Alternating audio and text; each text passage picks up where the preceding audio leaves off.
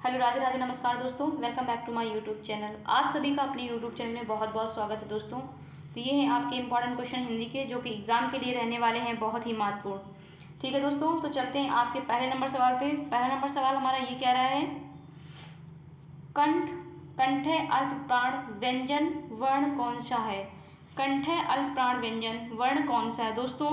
कंठे अल्प प्राण व्यंजन आपको बताना है। ए ऑप्शन करा था, बी ऑप्शन करा था, सी ऑप्शन करा था और डी ऑप्शन करा अंगा। दोस्तों था जो है ये दंत वर्ड है। कौन सा है? दंत है। ठीक है, जो ता वाली लाइन होती है ये पूरी दंत होती है। ठीक है, दंत से जिसे हम बोलते हैं। धा भी हमारा दंत हो जाएगा। ठीक है दोस्तों, धावी दंत हो जाएगा। ये फा आता है। फा कौन सा वर्ड है? ये ओष्ठ्य है। कहाँ से बोलते हैं? ओष्ठ्य शब्द है। ठीक है दोस्तों, फा जो है ओष्ठ्य है। अंगा जो है ये हमारा ये अल्प प्राण व्यंजन है। D will be the right option. ठीक है दोस्तों, अंगा जो होता है हमारा ये अल्प प्राण व्यंजन है।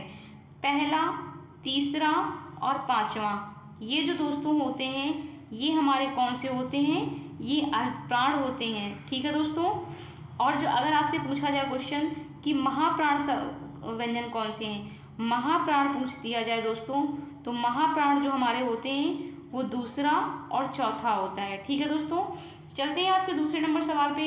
दूसरा नंबर सवाल हमारा ये कह रहा है, अंधकार का पर्यायवाची शब्द कौन सा है। दोस्तों अंधकार का पर्यायवाची शब्द कौन सा है। अंधकार का पर्यायवाची दोस्तों शब्द कौन सा है, आप लोगों को इन कमेंट बॉक्स में आंसर बताना है। ए ऑप्शन कह रहा है धनंजय, बी ऑप्शन कह रहा है कानन, सी ऑप्शन कह रहा है नरेश, डी ऑप्शन कह रहा है तिमिर। दोस्तों धनंजय किसे कहते हैं? धनंजय जो है दोस्तों अर्जुन को कहते हैं। किसे कहते हैं? अर्जुन को धनंजय बोलते हैं। कानन किसका पर्यायवाची है दोस्तों? कानन जो है जंगल का है। किसका है? जंगल का है। जंगल भी कह सकते हैं, वन भी होता है इसकी, वन, और कौन सा हो जाएगा? विपिन भी होता है। ठीक है दोस्तों, विपिन भी होता है इसका पर्यायवाची। और नरेश का पूछा जाए, नरेश किसका है? राजा का है। किसका है दोस्तों? राजा का। इसे नृप भी कहते हैं, नृप भी कहते हैं, और क्या कहते हैं? भूपति भी बोलते हैं दोस्तों। ठीक है, भूपति भी बोलते हैं नरेश इसको, नरेश को। ठीक है दोस्तों, अंधकार का जो पर्यायवाची है वो तिमिर हो जाएगा। D will be the right option. ठीक है दोस्तों, चलते हैं आपके थर्ड नंबर सवाल पे। तीसरा नंबर सवाल हमारा ये कह रहा है, नसीला। देखिए दोस्तों, नसीला शब्द में कौन सा प्रत्यय है। ई ऑप्शन कह रहा है सीला, ई ऑप्शन कह रहा है इला, सी ऑप्शन कह रहा है ला और डी ऑप्शन कह रहा है नसा। दोस्तों नसीला में जो प्रत्यय है, प्रत्यय है दोस्तों, वो ईला प्रत्यय है। कौन सा है? ईला प्रत्यय है। ठीक है, B will be the right option. ठीक है दोस्तों, चलते हैं आपके फोर्थ नंबर सवाल पे। चौथा नंबर सवाल जो है कह रहा है, केंद्रीय हिंदी संस्थान का मुख्यालय कहाँ है। दोस्तों केंद्रीय हिंदी संस्थान का मुख्यालय कहाँ है, बताइए। ए ऑप्शन कर रहा है आगरा, बी ऑप्शन कर रहा है नई दिल्ली, सी ऑप्शन कर रहा है वाराणसी, डी ऑप्शन कर रहा है कानपुर। दोस्तों जो इसका केंद्रीय हिंदी संस्थान का मुख्यालय है वो आगरा में है। ठीक है दोस्तों, A will be the right option. चलते हैं आपके पांचवें नंबर सवाल पे। पांचवा नंबर सवाल कह रहा है, शांति का विलोम शब्द क्या है। बताइए दोस्तों, शांति का विलोम शब्द क्या होगा। ए ऑप्शन कह रहा है प्रशांति। दोस्तों प्रशांति वर्ड तो कोई होता नहीं है, प्रशांति अजीब सा नहीं लग रहा है, प्रशांत तो हो ही नहीं सकता दोस्तों। शांति का एक तरह से आप देखते तो अशांति भी हो सकता है। क्या हो सकता है? अशांति। ठीक है, लेकिन जो कि अशांति शब्द जो है हमारे ऑप्शन में नहीं दिया हुआ है दोस्तों, तो हम ऑप्शन के अकॉर्डिंग देखते हैं कौन सा सही होगा। ठीक है दोस्तों, बी ऑप्शन कह रहा है युद्ध, सी ऑप्शन कह रहा है भलाई, डी ऑप्शन कह रहा है अबोध। दोस्तों इसमें सही ऑप्शन जो होगा शांति का युद्ध होगा। B will be the right option. ठीक है दोस्तों, अगर भलाई का पूछा जाए, भलाई किसका विलोम है। भलाई जो है बुराई का है। किसका है? बुराई का है। और डी ऑप्शन दिया है अबोध, अबोध किसका है? बोध का है। ठीक है दोस्तों, किसका है ये? बोध का है। चारों ऑप्शन आपको एक्सप्लेन कर दिए हैं दोस्तों। आप लोग इसे बहुत ही अच्छे से रिमाइंड करिए, और जो आपको ना आ रहा हो सवाल उन्हें आप नोट कर लीजिए। ठीक है दोस्तों, चलते हैं आपके छठवें नंबर सवाल पे। छठवां नंबर सवाल कर रहा है, संस्कृत किस परिवार की भाषा है। बताइए दोस्तों, संस्कृत जो है किस परिवार की भाषा है। ए ऑप्शन कह रहा है आग्नेय, बी ऑप्शन कह रहा है आर्य, सी ऑप्शन कह रहा है द्रविड़, डी ऑप्शन कह रहा है इनमें से कोई भी नहीं। दोस्तों संस्कृत जो है वो हमारे आर्य परिवार की भाषा है। किस परिवार की है? आर्य परिवार की है। B will be the right option. अगर आपसे पूछा जाए हिंदी किस परिवार की भाषा है, दोस्तों अगर पूछा जाए हिंदी किस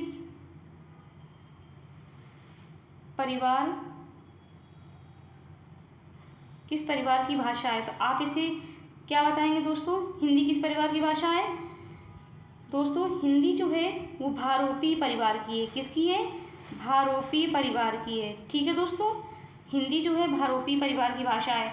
ठीक है, संस्कृत जो है आर्य परिवार की भाषा है और हिंदी जो है हमारी वो भारोपी परिवार की है। ठीक है दोस्तों, चलते हैं 7वें नंबर सवाल पे। 7वां नंबर सवाल कह रहा है हमारा अगम विलोम शब्द है। मतलब ये कह रहा है क्वेश्चन में अगम जो है वो आपका किसका विलोम शब्द है? ए ऑप्शन कह रहा है सक्षम, बी ऑप्शन कह रहा है सुगम, सी ऑप्शन कह रहा है निर्गम और डी ऑप्शन कह रहा है अधम। दोस्तों अगम जो है वो सुगम का विलोम शब्द है। B will be the right option. ठीक है दोस्तों, चलते हैं आपके 8वें नंबर सवाल पे। आपका ज़्यादा टाइम नहीं वेस्ट करेंगे दोस्तों। परिवार संज्ञा का कौन सा प्रकार है? दोस्तों बताइए परिवार जो है वो संज्ञा का कौन सा प्रकार है? ए ऑप्शन कह रहा है व्यक्तिवाचक, बी ऑप्शन कह रहा है भाववाचक संज्ञा है, सी ऑप्शन कह रहा है समूहवाचक संज्ञा है या डी ऑप्शन कह रहा है जातिवाचक संज्ञा है। दोस्तों जो परिवार है वो हमारा कौन सा है? समूहवाचक संज्ञा है। ठीक है दोस्तों, C will be the right option. चलते हैं आपके 9वें नंबर सवाल पे। वही है इसमें समूहवाचक संज्ञा। ठीक है दोस्तों, चलते हैं 9वें नंबर सवाल पे। 9वां नंबर सवाल कर रहा है दोस्तों आजीवन शब्द में कौन सा उपसर्ग है? दोस्तों आजीवन में कौन सा उपसर्ग पूछ रहा है? ए ऑप्शन कर रहा है वन, बी ऑप्शन कर रहा है आ, सी ऑप्शन कर रहा है आजी और डी ऑप्शन कर रहा है जीवन। दोस्तों आजीवन में जो है आ प्लस जीवन। ठीक है, ये जीवन जो हमारा है क्या है? ये मूल शब्द है। क्या है दोस्तों?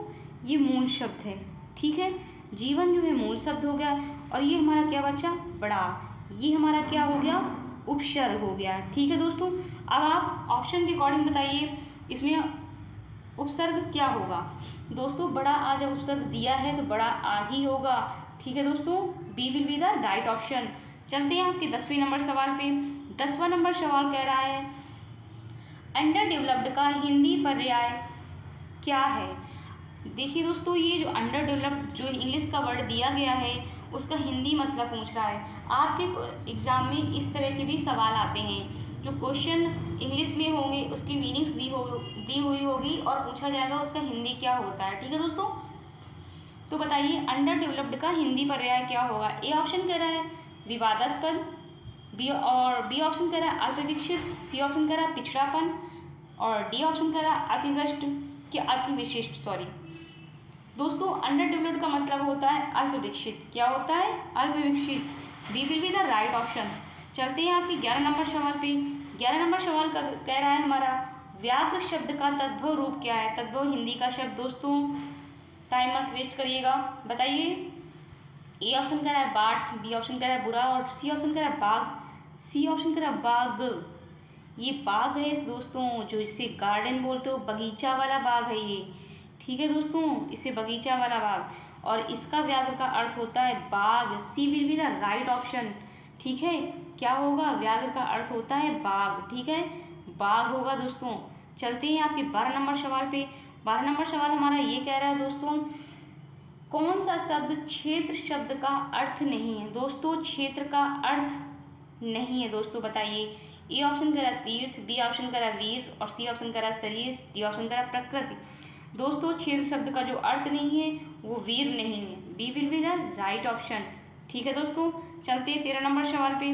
13 नंबर सवाल हमारा कह रहा है सतसई किस समास का उदाहरण है?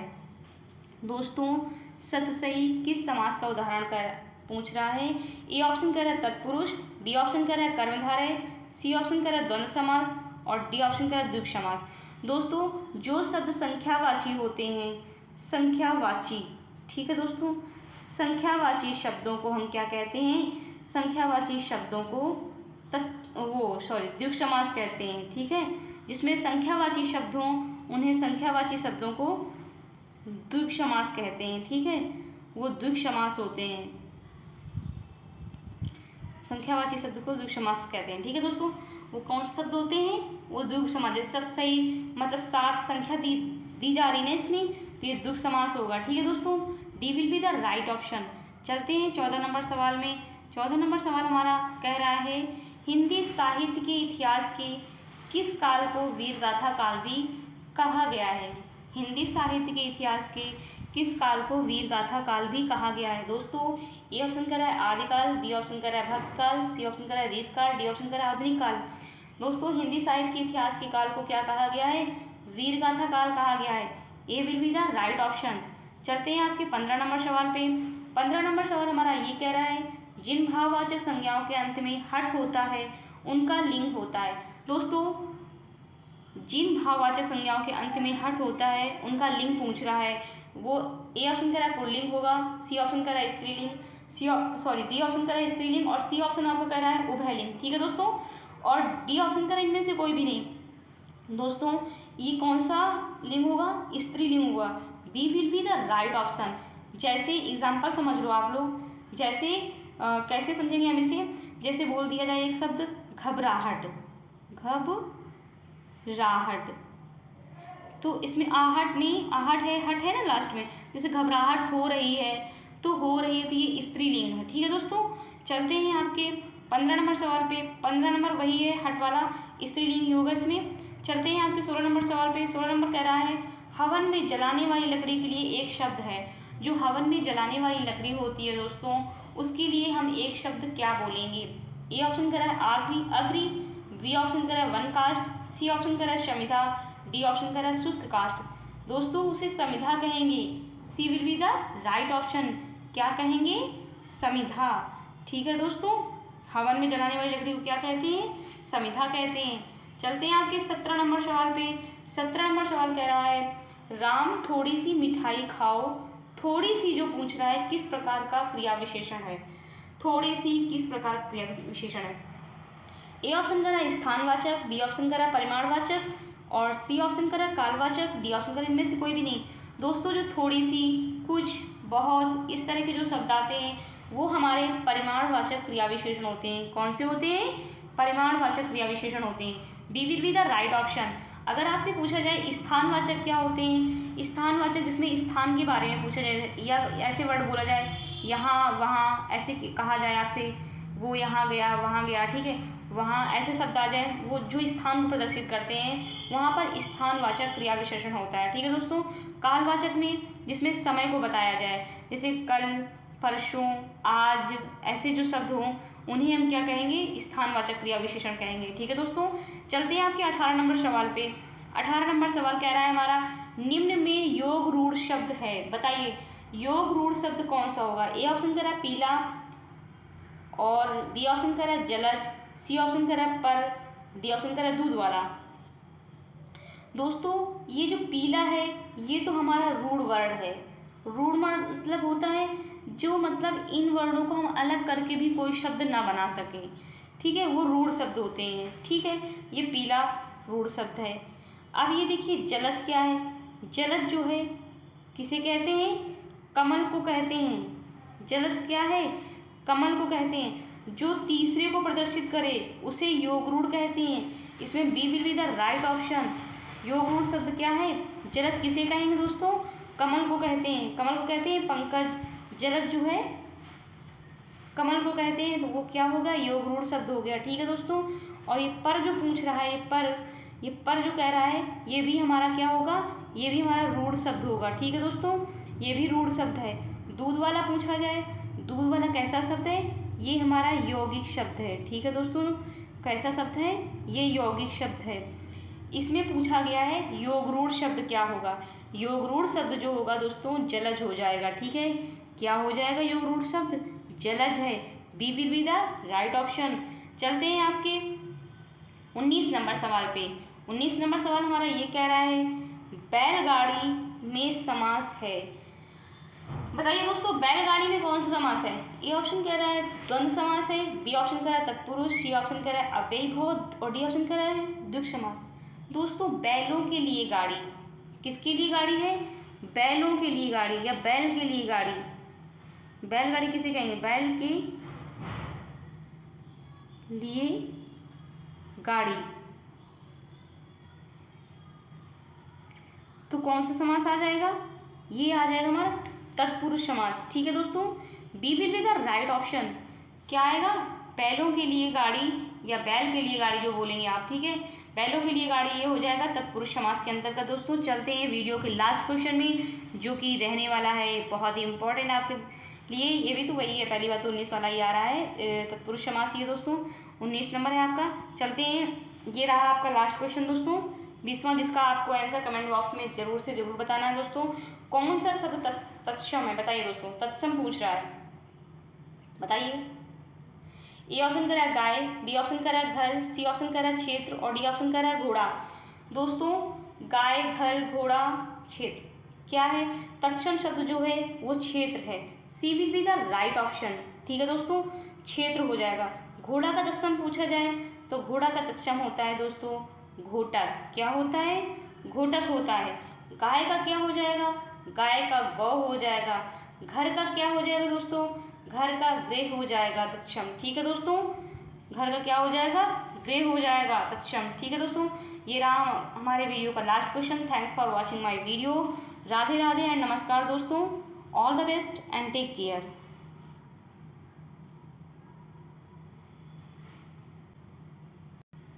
और हाँ दोस्तों, इस वीडियो को ज़्यादा से ज़्यादा लोगों तक आप लोग शेयर करिए, सब्सक्राइब करिए। ठीक है दोस्तों, और अपने दोस्तों से इस वीडियो को बहुत ज़्यादा शेयर करने के लिए कहिए। ठीक है दोस्तों, और ऐसी ही वीडियो पाने के लिए हमारे वीडियो को सब्सक्राइब जरूर करें और अपने इन सवालों का जवाब कमेंट बॉक्स में ज़रूर बताएं। ठीक है दोस्तों, bye bye, take care, Radhe Radhe.